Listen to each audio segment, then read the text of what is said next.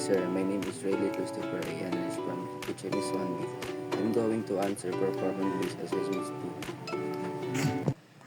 Understanding the Fibonacci sequence can help solve mathematical and scientific problems.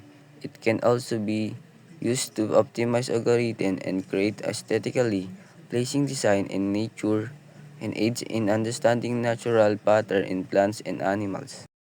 Example, 10, 20, 30, 40. So the number increasing by 10. The Fibonacci sequence is a series of numbers where each number is the sum of the two preceding ones, typically starting with 0 and 1. Example, 0, 1, 1, 2, 3, 5, 8, 13, 21, 34, 55, 89, and 100.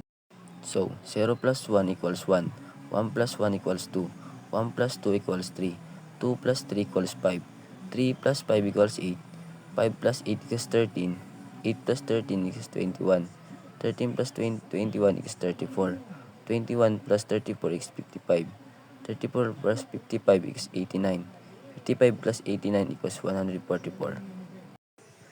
Why number pattern is useful? 1. Enhanced understanding helps grasping relationship between numbers, simplifying problem analysis and solving. 2. Aid prediction allows of forecasting future elements and sequences or systems such as in mathematics or weather. 3. Simplifying calculation make calculation and prediction faster and more accurate. What thing can represent Fibonacci sequence? Number 1. Shell. Shell often exhibit a pattern that mirror the Fibonacci sequence, which is known for its clean up distinct proportion.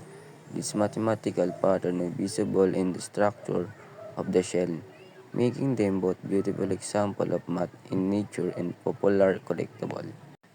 Number 2. Branches of tree.